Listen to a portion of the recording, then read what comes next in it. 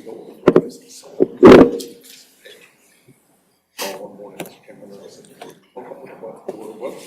welcome the nurse to come bring it along, and she said, "Oh yeah."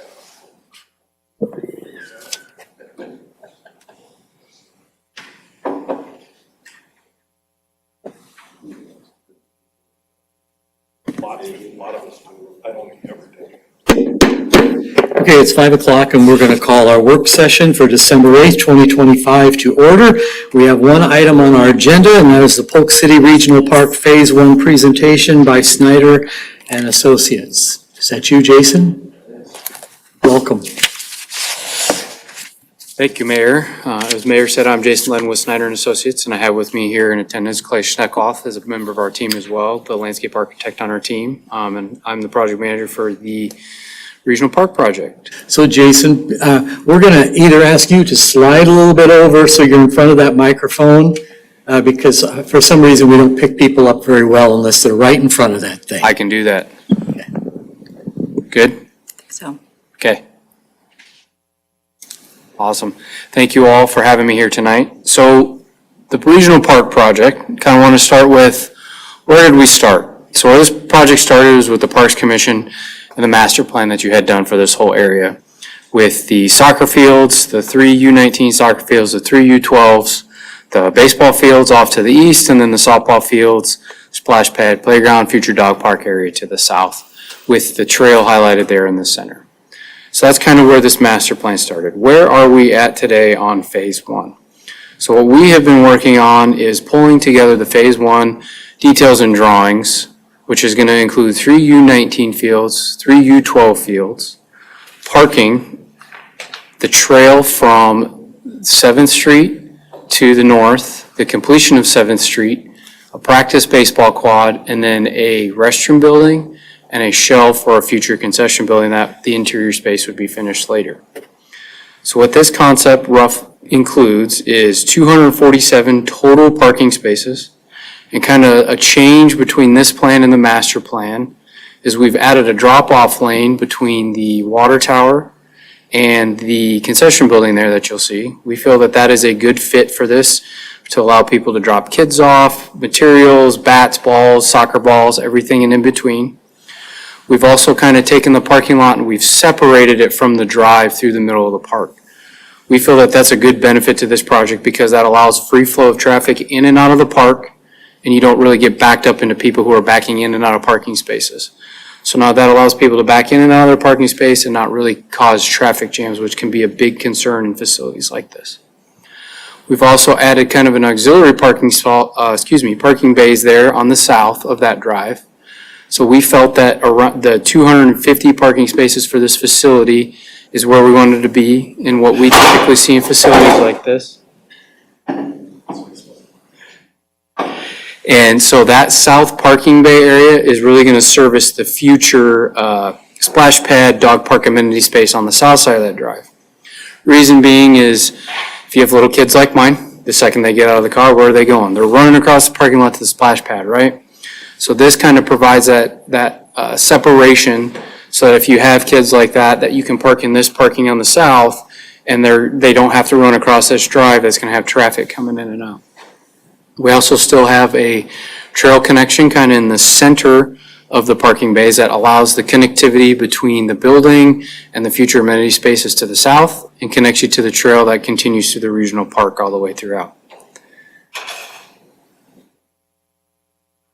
Are there any questions on kind of this overall conceptual layout here so far?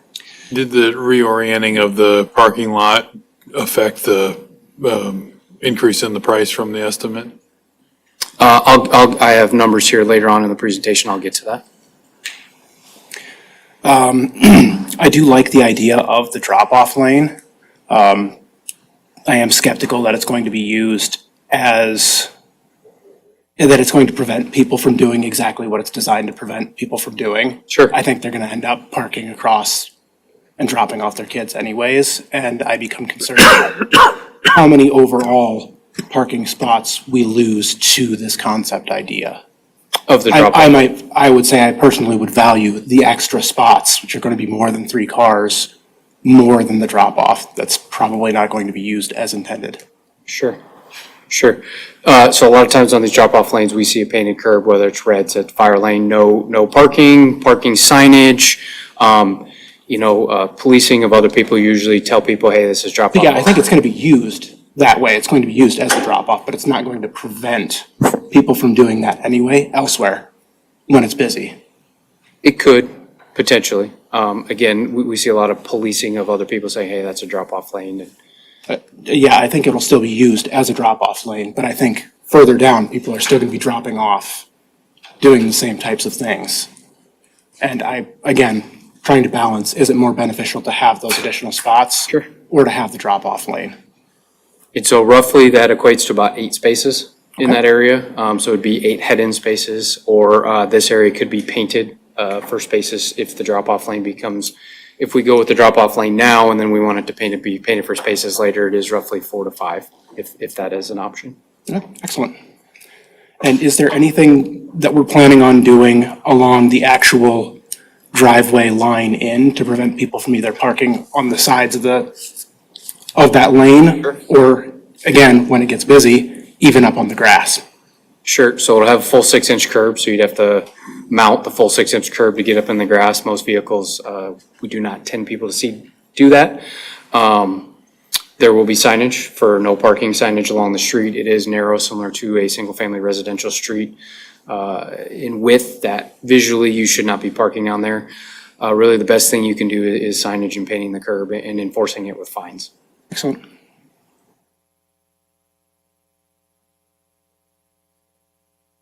Excuse me. Possible overflow to the east. Yep, so to the east off the end of this drive, it kind of dead ends there for now. That will be future parking for the baseball, softball fields.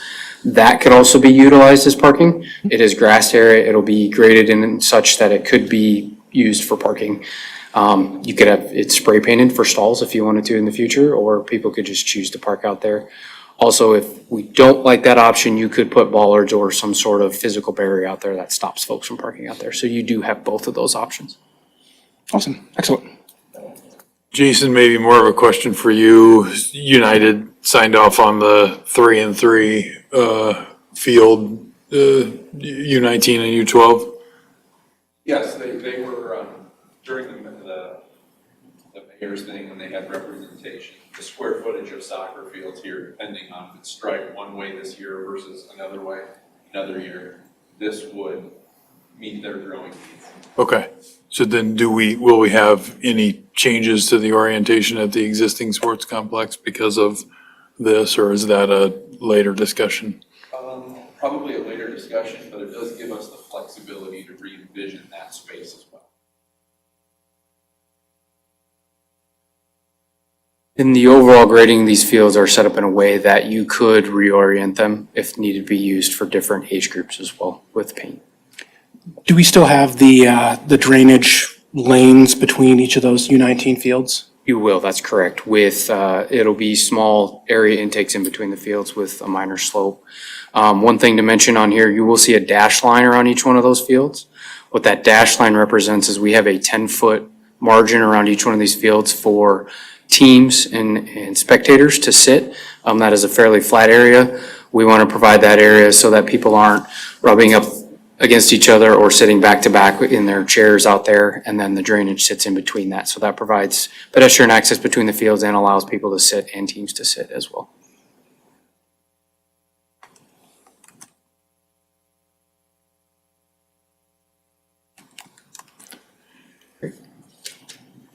Any ballpark idea on, ask this knowing it's not gonna be a good answer, but, how much more would a turf field be, and did we kick the tires on that at all? That one, Clay. I know it's a lot. Yep, Clay with Snyder Associates. A synthetic field, a full-size field, is gonna be that 700,000 to 800,000 on top of probably what we're doing per field. Probably 700,000 per field on top of where we are currently. Okay. Thanks. So again, to kind of summarize, 247 total parking spaces, potentially more, without the drop-off lane, the 3 U19, 312 irrigated soccer fields, grass soccer fields, trail completion throughout the property, completion of 7th Street across the property north to the south, and then a restroom building with shell space for the concessions. One thing I will mention is we have provided a shade space off of the concessions building as well. One thing that is at a premium in these facilities, especially when they're first built, is shade. Trees. That's what we have the water tower for. Yes, certain days or certain times of day. So we've kind of taken this approach. Our architect Studio partner has provided kind of a shade structure off to the east that will provide an area of space for both the soccer field and any potential other amenity space off to the east here. There's also space in the middle where you see those picnic tables for the concession stands. And these picnic tables could be moved throughout this shade space and could also be utilized similar to like a park structure and be rented out in non-peak events as well. So this building floor plan, the space off to the right of your screen there, that would be the restroom facility. Then in the middle, we have a wall kind of dividing the spaces. We kind of wanted to keep the restroom patrons separate from the concession patrons with the seating space in the middle. And then the concession window sits and faces north. One feedback we get a lot on these concession spaces is people, they have a hard time getting volunteers. And so one thing we like to do is have that concession window face towards the fields so that the volunteers can see their player playing while they're volunteering in the concession space to hopefully generate more volunteers in that area. Questions on that floor plan at all? Man and family and women. Great. So if you can kind of imagine yourself pulling into a parking space and walking up to this facility, this is, so you'd park in the parking lot to your back, and then this is kind of what you're looking up. This building will sit roughly a couple feet higher than that parking structure with the fields off into the screen here. So like I mentioned, that restroom facility would be off to the right with kind of that partition wall in the middle, and then the concessions building there off to the left. You walk through the structure and you're out at the soccer fields, and you turn around and you look back towards your car, and this is what you'll see. Like I mentioned, you'll see kind of that concession window with that overhang. That kind of wall space in the middle was an idea for a field map that is going to get moved somewhere else on the site. So that space will kind of be open. You'll be able to see all the way back through towards the parking lot. That kind of white space below the blue ribbon there is kind of an open air, not open air, will be open to natural light, so that natural light can get in these restroom facilities and into the concession building as well. So then this is the concession window. So there will be a little bit of an overhang at that concession window as well. Get you out of the elements, the sun and the rain, if you're ordering any food, with kind of those tables back towards the screen with more of the shade space towards your back. And then kind of the final picture there is this would be with your back towards the restroom facility. The concession building would be in front of you. That's that block there in front of you with those picnic tables in the middle. Again, this is just an idea how many picnic tables you could fit in there. They could be moved around throughout the space. And then kind of a light up there to get more natural light into this picnic area while you're enjoying some food. So that partition wall could also dual purpose as a donor wall with donor plaques to help recognize your donors. That we aren't quite into that details of what that would look or where that would be, but we feel like this would be a good spot for that. So that's kind of centrally located within the facility. Any questions on that at all? So can you back up a couple of pictures? Sure. So that wall right there, you said that's not where that's going to go? Correct. So that wall was an idea for a field map, because when the first things you get to the field, what's the next thing you're looking for? Where am I going? Correct. So we kind of want a central location for that, but this wall right here in the middle is going to be removed from that location. Okay. So if I go back to this slide, the thought was if you can kind of see there's a gap in this wall here, that this wall closest to the parking lot would kind of be where your donors' plaques and spaces could be. And there should be enough space on there that you could add in the future if you see fit. Personally, I like the idea of a wall with a map on it. Yeah. If anybody in here goes down to County Park, it's just a crazy kind of guessing game as to where these fields are. And so we can have some kind of signage, whether it's that or something else. I think that's important. So maybe I misspoke. We are still planning on having a map on the site somewhere. It's just that location that we had shown on this concept isn't the exact location. Okay.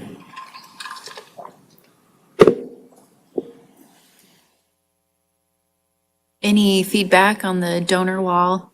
I think that's something we've heard from a number of you on. If we were to receive some donations for this project, recognizing those people that have contributed. So just a reminder, the city's received money from Prairie Meadows for the trail component of this project. And we've also received REAP funds for a component of the trail for this project. So it'd be a great place to recognize at least those two people. And if we were to get more donations, we'd recognize those people there as well. Any feedback? I know I've heard from some of you offline on that. I mean, if we wanted, it seems like there's plenty of opportunities. There's two walls here. I know one has the complex name listed on it, but the other wall on the right-hand side, wall of the building, I don't know if that's the restroom or the, or what it is, but, and I think that would be, just trying to think of, Triumph, is that what it's called in Waukee? It faces the parking lot, so it's very visible and you don't have to even leave your car to see it, so. But if we have space next to the wall with a map of the facility, that's, I do think, I mean, doesn't hurt to recognize Prairie Meadows and REAP grants. I would prefer to focus on future individual local donors. That's more of a discretionary. This is the exact purpose of both the REAP and the Prairie Meadows grants that they give out. And I don't know if they're always recognized, but. But anyway, a wall is Yeah. a good idea. Yeah, I would say it hadn't been contemplated to put it on the brick of the other two buildings, but we can certainly look at that option. It was kind of more thinking the vertical wall there that separates the spaces between the two buildings. But yeah, we can certainly look at that brick as well. So I have a question. I'm just kind of curious, and this is outside my wheelhouse, so please correct me. So looking at the facilities for the restroom facilities, so just doing rough math, it seems like the women have 5 facilities and the men have 3. Is that designed out to accommodate future growth and additional facilities out there? Is that, I guess what I'm trying to say, is that enough for men? Sure. So this is kind of, so I'll go back to the master plan here. So based on the master plan, the thought was that there would also be restroom facilities at the baseball complex that would Okay. service that separate. And then these facilities would be mostly for soccer. Okay. Obviously, you can't stop people from going to one or the other, and then can be used if it's used for other options as well. But based on a facility of this size, this is what the code would require for facilities for men and women. Okay. And it is kind of hard to see. There are a couple urinals in there with that toilet as well. Great. So the next great question, cost. So we have put together schematic costs for this layout with our team members. So we've kind of split this out between the 7th Street and the trail, and then phase 1 of the park. So Northeast 7th Street and the trail, cost estimate is roughly 1.3 million, with phase 1 of the park, including the building, being at 3.8 million, for a total schematic cost estimate of 5.1, which the total funding secured for this project is 5.75 for the bonds and the grants. So based on those numbers, we are within that budget. We are currently refining those numbers as we get more into the details and get more understanding of that, and we are still in that budget. And obviously, there's always opportunities to look at things there as well. Any questions on the costs there? So out of that 5.75 million that we borrowed, there's a certain amount that goes to studying the existing sports complex, correct? No. Incorrect. We talked about borrowing some funds to make improvements at the sports complex. When you borrow money, you have to spend it within a 3-year period. And so that was the challenge we were running into with adding that measure to the general obligation bonds that we borrowed for the regional park project. We thought that it could take 2+ years for the regional park project. We just weren't sure that that would align with that 3-year timeline. So the 5.75 million, the council authorized 5.5 million for the project fund. You've received $250,000 for the trail. So that's where we came up with the $5.75 million. So I'll go back to my parking lot question. Is that new parking lot layout affecting the new price versus the estimate? So the parking lot layout you saw this evening is included in this price estimate. I think what he's asking, is it more expensive than the original parking lot layout? I would have to go back and verify the I original. would assume so. Okay, well, because I think I'm with Nick in the sense that knowing how people operate, well, I mean, Well- I have two, We're talking about this Yeah, section is right. new, right? but the principle applies there, especially if we're designing that for a yet to be built phase 2. It's gonna get used, whether it's practice or a weekend games that are weekend tournament type environments, it's gonna be very different. And I don't know that the drop-off lane is utilizing the space as well, nor do I think the added parking lot for the splash pad down the road is, if it's much more, I would question that on both fronts, the drop-off lane and the I added think parking lot. we are still planning on doing additional parking when phase 2 goes in, so. But we're spending more money now theoretically, and I don't know how much more because we don't know that yet, but for something that's not coming. So I want to get as fast as we can with what we have. And, you know, again, everybody thinks, all due respect to your point, but a 6-inch curb isn't going to stop anybody from parking. And if you want to see otherwise, go to Prairie Ridge any Saturday in the summer, and like people park where they can get a truck or an SUV. So I like to minimize that as much as possible, but if, I don't know, sometimes I think we get a little cute with these parking lot designs and just get as many spots as we can in the footprint that we have. So I will say, based on this master plan, the 3 bays here that are to the west of the Orange Trail. So the 2 that are in front of the concession building, and then the 3rd that is south of the 12U field, that is 250 spaces. Our layout with the drop-off lane is showing 247 spaces, so Okay. 3 short of that.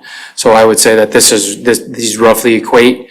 Now, they don't necessarily look exactly the same, and there's been some spatial changes to these fields that have caused kind of the changes in the layout.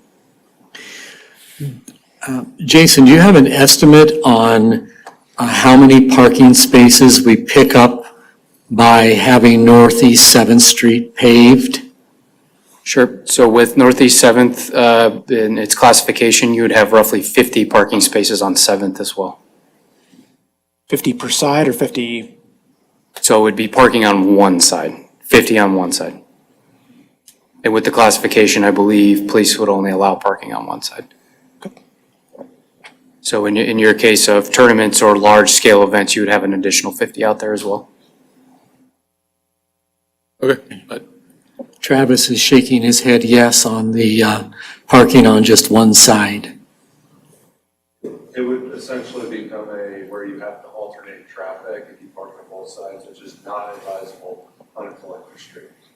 Particularly on something that generates this much traffic. Yeah. It's the same parking that'll be on Vista, right? One side. Yeah.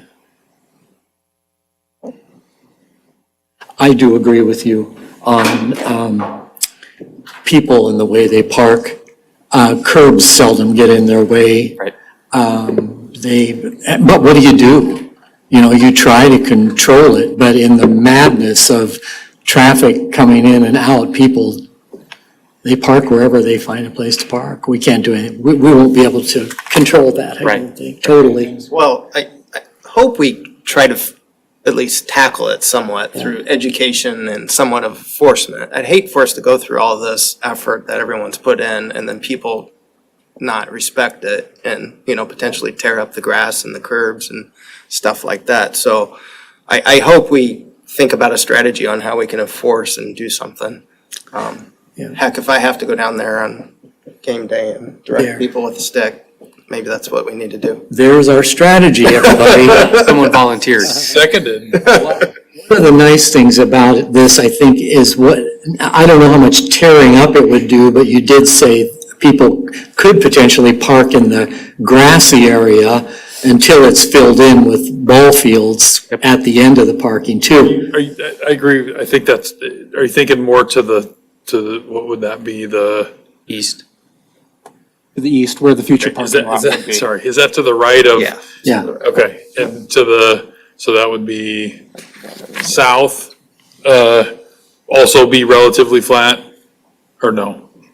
It may, there's still a 6-inch curb on that south side. And one thing I want to mention too is that we haven't quite gotten into the details of plant material and where that would be, but you could also, plant trees along that roadway would help stop folks from pulling up there. There's also the trail on the south side. You would think people wouldn't typically tend to drive over sidewalk in those cases. Usually they pull up on that curb if there's a wide enough space. There's not enough wide enough space to fit a whole vehicle side to side on that curb and that trail. And then there is the trail sidewalk on the north side up into the park as well, that they'd have to drive over that sidewalk trail to get to a green space. On that far south, west, smaller soccer field there is grade coming off that soccer field towards this parking lot that is not conducive to parking, especially if you have a sedan.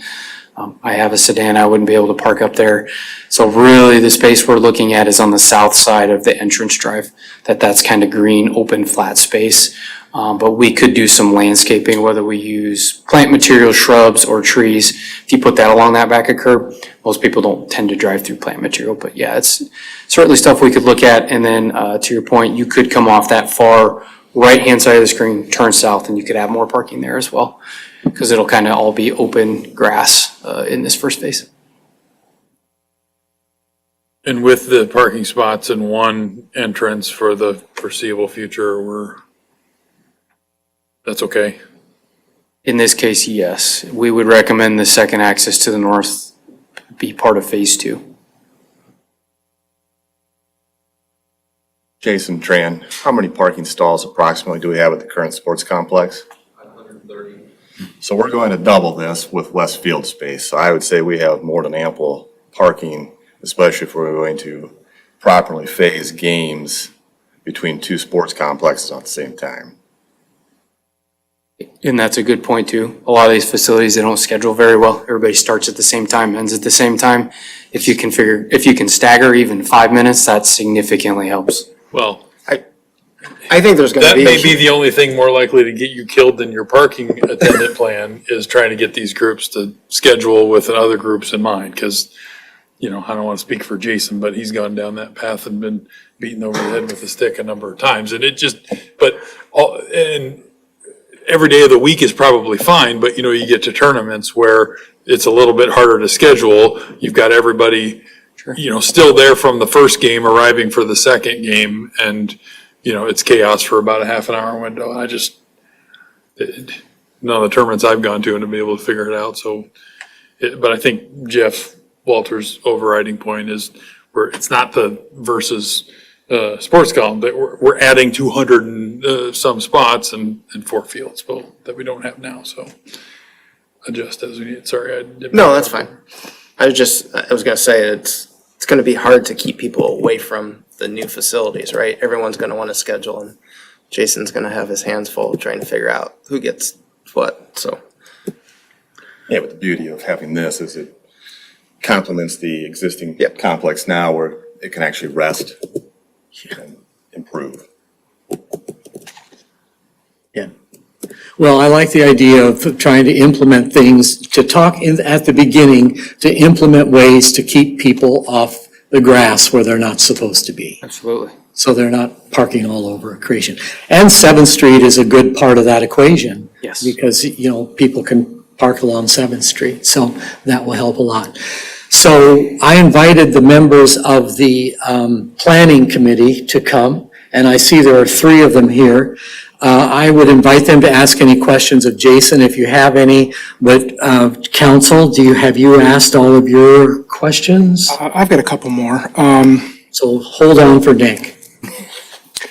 You had talked about at the Parks Commission meeting last week that the current concessions area is just shell. Are we planning on doing any rough plumbing in there?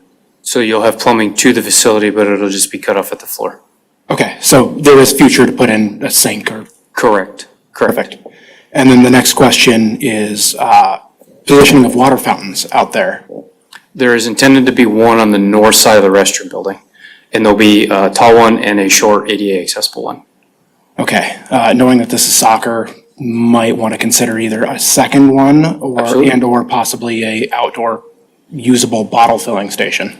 Yep, that can be looked at. That's a pretty simple ad. Open to everybody else. Okay, any questions of Jason, you guys? I did, just clarification, is there reasoning behind why there's no ball fields included in phase 1? Well, you were on the committee, and you know that the Little League came and said that their need was for a practice complex for softball and baseball. And so the committee went with their recommendation. So this plan includes the 4 squares that we. Yeah, that is- there is a 4 square. Part. Oh, okay, sorry. Excuse me, but besides not being able to hear, I can't read that. It's a quadrant for. Okay, thank you. That's all I want, just want clarification. I figured there was reasoning, but. And I should clarify, yeah, that is a, similar to out of Triumph, they have a quad, so it'll have fence for 4 practice and fields.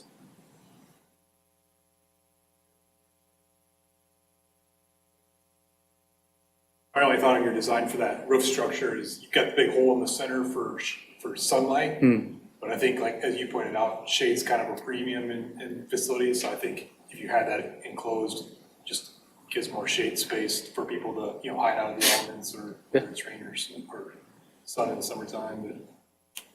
Yeah, that's definitely something we can look at too.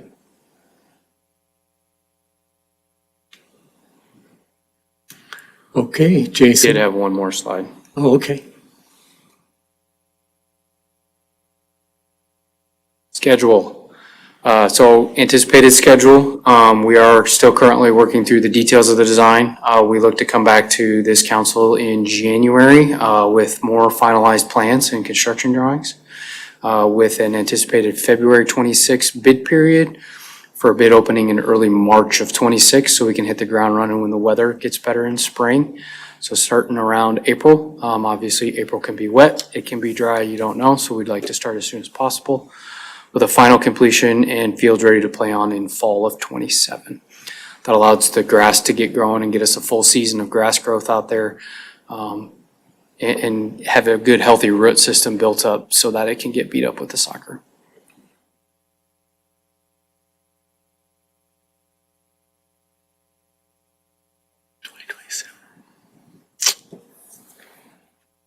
It's a long time. People are going to Yes. be watching. Yeah, that. so my question in my mind is, how do you keep people off when they see it? And we're trying to keep them off to the right time. How do you deter, how do we keep, we don't have to answer it now, I was just kind of curious. Jason's probably got a good idea, I'm looking at you, but. Combination of education, honestly, the user groups know, you get on these things too early, we're gonna have ramifications down the road. So it's gonna be education with the user groups that it's gonna be worth it, right? Okay. And placing signage, I know signage is only as good as the person that's reading it, but we could also throw up some road, and probably some staff, supervision, Yeah. just making it, not that I'm scary, but I could drive by and somebody's out there, I can yell. But no, a lot of education with these groups, I think, will go a long way. active construction, if construction is still going on, people tend to stay away with that as well, so. Is that your last slide? There you go. That's your last one. That's it. Okay, thank you very much. Thank you. Appreciated your presentation. And, Something else, so, oh yeah, sure. compliments on the new water tower. I've had people actually taking pictures of it and send it to me. They really like it. Well, okay. I guess with nothing else, I'll ask for a motion and a second to adjourn. So moved. Second. All in favor, say aye. Aye. Any opposed, same sign. We are adjourned until 6 o'clock. Thanks, everybody.